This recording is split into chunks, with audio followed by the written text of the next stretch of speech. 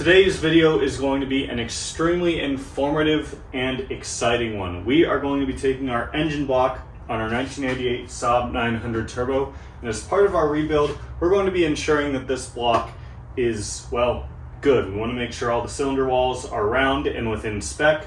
We also have all of our parts to begin reassembly. What that means is we're going to be first off taking some measurements of the block and the cylinder walls. We'll have the help of a couple of my good friends, John and Eric, who are experts when it comes to this kind of stuff, so it's going to be a great learning experience for both myself and you guys. After that, we'll begin installing our first new parts on the engine. That includes some new piston rings, some new main bearings, some new rod bearings, and also some new thrust washers. I'm super excited to get working on this car, guys. This is going to be a huge step in the right direction to getting this car back together and back on the road. So stay tuned and let's get to it.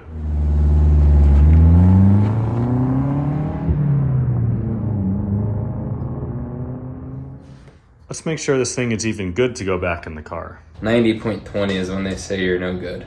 Okay, so 90.2 is when it's no good. And 90 millimeters is... So literally, like, we would have to go 10, 20 for that to be bad. So we'd have to go... So if it's at 0, we know it's going to be right at 90. And then you said if we go all the way up to 20, because this measures by... Yeah, 0.01. Right, so it'll have to be all the way at 20. Yeah, that would be bad. That would be worn out. Need to bore it and go to the next size. All right, well, let's hopefully find some good news here. I've been full of it this morning. Yeah, he's been pointing out little things here and there that I need replaced. All right, let's get this centered. So yeah, that's pretty good. And now we can see if it's tapered. So he's moving it up and down right now. Okay, that's piston does not ride there, so that does not matter. We'll come up.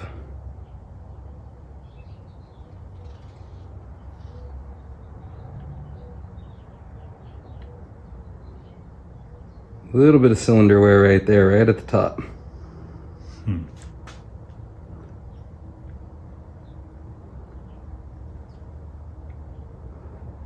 Yep, that's where the piston likely stops. Yeah, you can kind of see it just by the wear that's inside the cylinder there at the top. 0.3, 0.2. Yeah. Staying pretty well. And you can see right there, it, was that 4? 0.04, yeah. So that's where the piston stops, so it spends a little more time right there. So it wore a little bit more, it makes sense. Keep that straight. And then you can find out if you're straight, because it'll go like that and like that again. Either that or you shit a brick and think you're... Yeah, your piston, your cylinder's no good. And then so basically you just want to take a lot of measurements at different points in the cylinder, and then you can determine if it's, you want to give it a shot, buddy? Yeah, I'll give You can it a determine if it's out around or if you have taper or anything like that. You know what I mean? So like just move it, zero it, move it, zero it, and just check like a whole bunch of different points. And then we'll just like paint a picture. The first one looked pretty good though.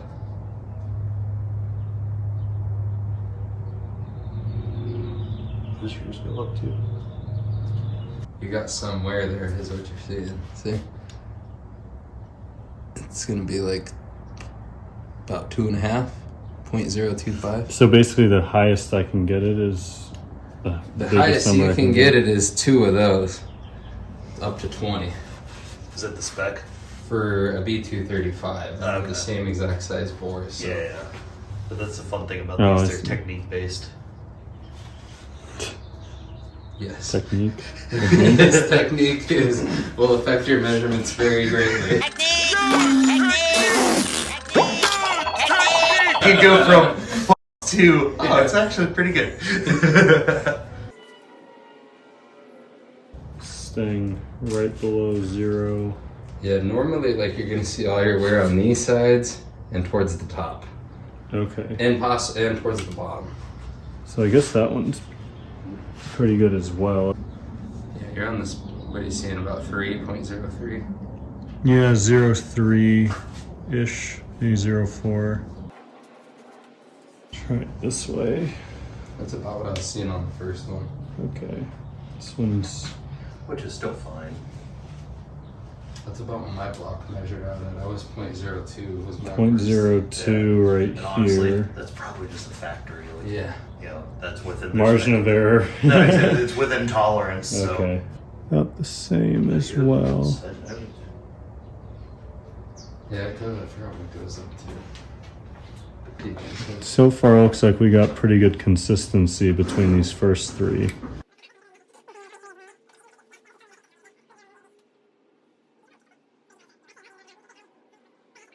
Well, I haven't seen any figures, period, that are more than, I'd say, 0.05. That's such a minimal amount of wear. Like, you take care of that with the ring gap. Yeah, ring gap, Yeah. a little bit Gap of flex the there to rings. smooth it out, and there you go. Before getting back into the video, I want to take a moment to announce some new merchandise I have launched inspired by this rebuild and the 900. It simply says, "Build it better," with a sketch I had done of the 900, symbolizing that everything I'm doing on this car and everything hopefully you all are doing with your Saabs is to build it better. Make the car the best car that you can, whether it be restoring, repainting, upgrading, cleaning, things like that. These shirts are offered with both a light text and a dark text in a variety of colors depending on whether you choose a light text or dark text. So there are 2 listings. I also have some stickers available. Please support the channel. Check out the listing below. It'll be linked right at the top of the description.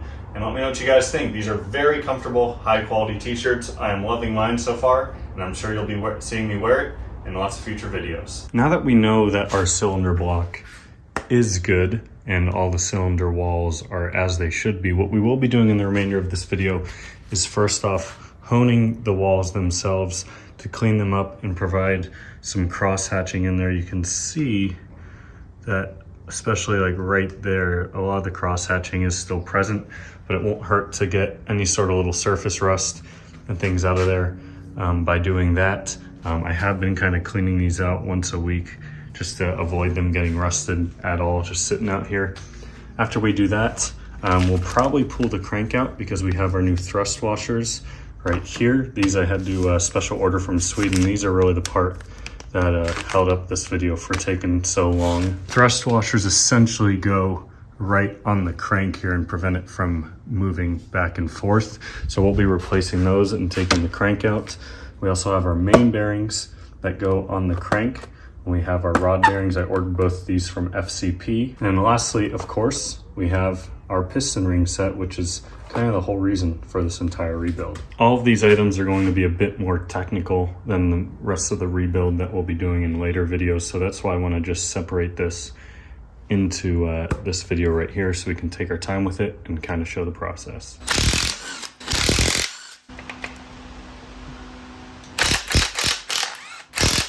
Stuff in there. That's the good.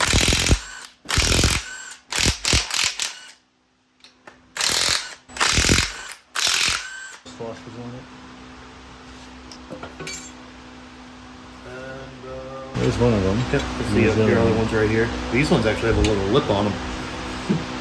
So that's how they're different. The 235s and all that don't have that. So these are our thrust washers right here, and John is pointing out that we thought that these might be the same across all the B series Saab motors, but he's saying the B235s don't have this little lip on them. So these are only available in Europe, unfortunately, which is what took so long to get them. So John was pointing out we do have some wear on these bearings. You can see right there. This engine has 109,000 miles on it.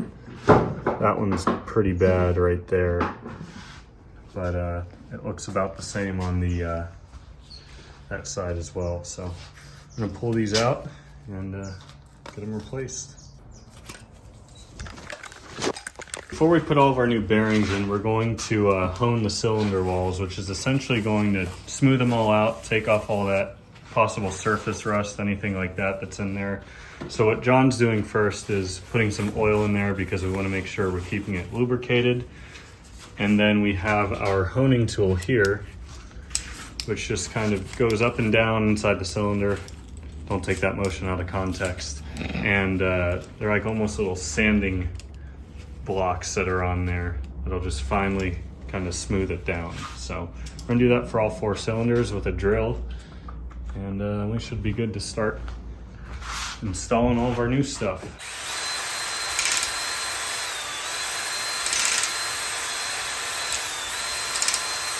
And we're just trying to get the corrosion off. So if you look here, we have a little bit more on this side.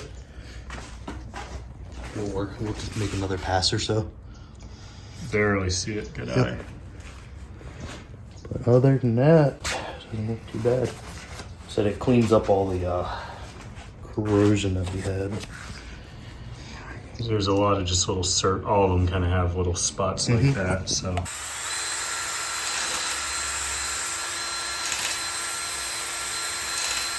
Slide in your ring. So now we're going to be doing our piston rings, and John is showing Out us of curiosity to measure. This is cylinder 2. It just happens to be So you set it down in there. Use the piston to keep it level, nice and even. and you can see we've got all of our And our spec honing done. was 21 thou. So we'll find our feeler gauges. for that gap between there. Yep. So this one at least wasn't within.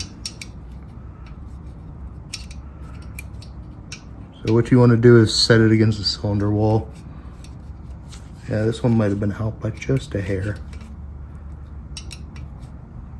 But doesn't feel too bad. So here's our new piston ring set here. They have it all labeled for us, which is nice. So John kind of explained the process briefly. We're basically going to be using the head of the piston to put the rings in, make sure they're measured properly, kind of doing a guess and check before we actually put them around the piston itself. Our Bentley manual right here, which has all the proper specs. So if you're doing the same job, go ahead, pause it right now, and this page has some helpful information. He's got it set in there nice and even, and using the piston to push it down. It's a lot smaller than 21. So we'll jump down to our low end, which is 13. See where it sits from there. He's essentially measuring the gap between the two ends of the ring. So it goes in. So it's somewhere between 13 and Yep. 21. So it goes through nice and easy. There's little to no resistance. So we're within our spec. So that one's good. We can slide that one on out. It's 18 plus content right now. You can barely see it on the camera right there, right on the edge it says top. And this one, the secondary ring, has a little profile on it. You can see it's just ever so slightly kind of, There's a it's a little nice bit little different picture here in basically, the book. top versus down, so you can make sure you... Both rings in this case have, this is the top side of the piston. The top compression ring has a very slight chamfer there, and the second ring actually has a small profile difference on the bottom. When you're measuring them, you want to measure how you're going to install them. So you want to make sure you put the top side Facing up. Yep, facing the top. Okay. So we're gonna do the same thing like we did with the first one, and Yep. get it set in there, and then Get it started.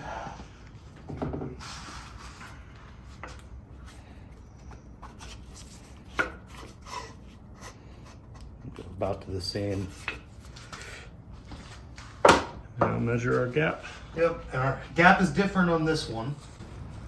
So we're looking at 11 to 17. 11 fits nice.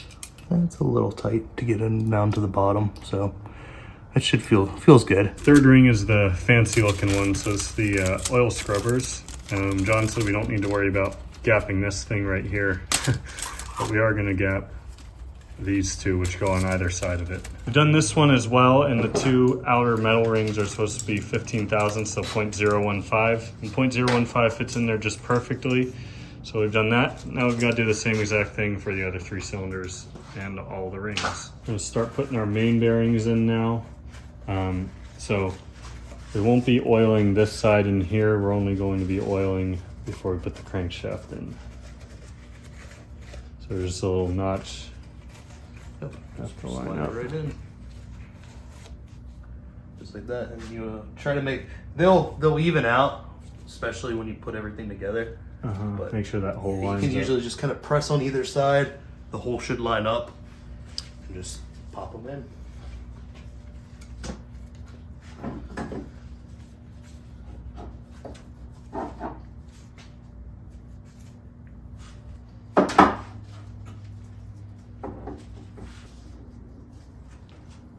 We've got 5 more to replace on these 5 end caps. We've got all the main bearings in. On the other side, they're sitting up on the table and all cleaned up. We can put our thrust washers in now. You can see the cutouts for them pretty obviously right here in the middle.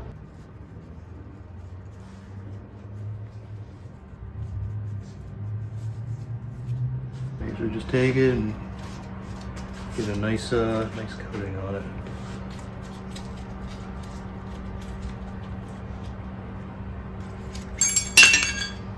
That's supposed to happen.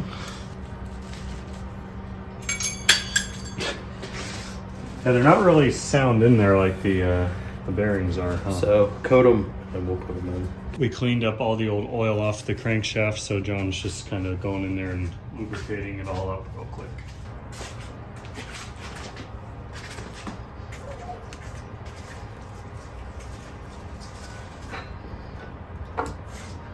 Just like that. Thrust washers are where they should be. We put our caps on. Yep. So these were all. So they are numbered. 1 starts at the crankshaft. S1, I'm guessing. Like started. And there is, so you want to make sure you line up. The notch goes on the same side. Okay. So that one's flipped. Oil. Oh, oil in there. Yeah.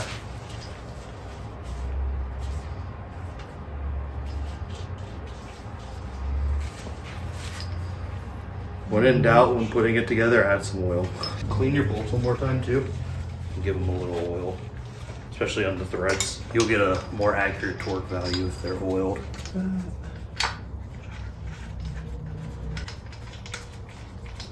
Doing right. Okay. Sweet. And torque it down? Yep. So we're doing these to 81 foot-pounds. We're gonna start in the middle here.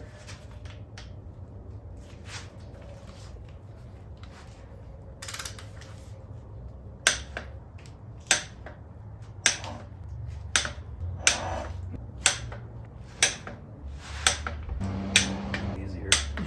Now, whenever you torque it, you always want to make sure it spins nice and freely. See how? It spins freely at 1 RPM. It'll spin freely at 7,000 RPM. Saab started a space program. Now that our main bearings are done, we can move on to our rod bearings. So we're going to pop all these caps off again and replace the bearings that are in each of the rods. Before we do that, since we have all of our pistons measured properly, our piston rings I should say, we're going to slide those on each of the proper pistons first. So one thing in the Bentley manual that John pointed out is our first ring is going to be, we'll say, like top dead center, we'll just call it, I guess, for sake of lack of a better term. And then the second one we're going to offset by like 45 degrees. But before we do that, we're going to put our scrubber on first. So we've got these in and offset appropriately. One thing to note about the top 2 rings, once again, is they have top written on them. So you want to make sure you can kind of see it just right there. It says top, and then the second one says the same thing. They actually have slightly different profiles. That's why there's a top and a bottom. Probably see it on, it's kind of hard to catch on camera. I did show it earlier, but just make sure you have them facing up. So John's got that piston done, and I'm gonna take care of this one while he finishes that. All 4 pistons have our new rings on properly. So next, I'm just gonna pop off these end caps and then put our new rod bearings on. And these look like they're kind of set up the same way that the main bearings are, in that they have little notches that we want to make sure go on the same side. So we're going to do what we did, same thing with the rod or the main bearings. Just going to clean that all out, make sure we got a good mating surface, and we'll reinstall. This is a piston ring compression tool. We just got this from Harbor Freight. It was like $10. super cheap. Bites down nice on the rings. We can barely move it, which is exactly what we want. We have a nice good compression on the rings. I should also note, before he put that on, he's just kind of lubricated up the rings right here. Yep. So that way that'll slide on nice. We come over here to the engine. With his new bearing, of course, Bearing too. installed. We need to give that a little lube. We lubed the crankshaft earlier, but you can never have too much. Never have too much lube. So our numbers go on the exhaust side. Exhaust side of our engine, and we'll grease the cylinder walls as well. I'll just Go ahead and get on in there. And it's always a good practice too to move your crankshaft so your lobe is farther away, because when you're pushing the cylinder in, you don't want to nick it with your studs from your rod. So get it lined up. You might have to kind of support the hold the engine. Yeah. And he's pushing the piston out of the sleeve. We ended up finding it easier to put the block vertically, and then making sure that our tool was got a good sat nice and flush around the cylinder. so that way the ring wouldn't pop out. So then we just popped right in as it should that time. We can see it's nice and flush. So now we're going to put our bearing on the end cap here. Obviously making sure everything is cleaned out. We're going to oil the threads just a hair. We're just doing them hand tight for now. We'll torque them down once all of them are in, so we can flip it over. So we're going to do the same exact thing to the other three, and then we'll flip it back over and torque everything down.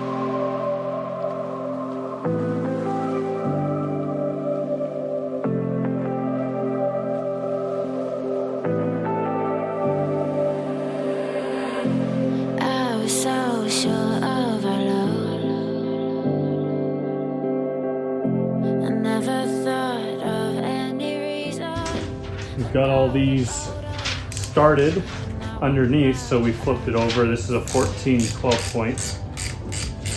Just going to tighten it down most of the way. 41 foot-pounds. So 41 foot-pounds. Take it easy, take it slow. We ended up just like before. So take it easy, take it easy. Thought that I could keep it low, keep it low. There you go. Look at that. So that's just about going to wrap up this video for today. Our main goal was to, one, make sure the engine block was good. We got those measurements, ensured it was in spec, and then get all the new bearings, piston rings, all the little nitty-gritty, tedious things that require some special attention. I wanted to get those done so I could show you guys what it's like and also learn for myself. So in the next video, what we'll be doing is starting to put all these big pieces back on here. Like John just said off camera, it's like putting Legos on after we get a couple more of these little tedious things done. So thank you guys all so much for watching. Thank you to John for all of his awesome help as always. See you guys next time.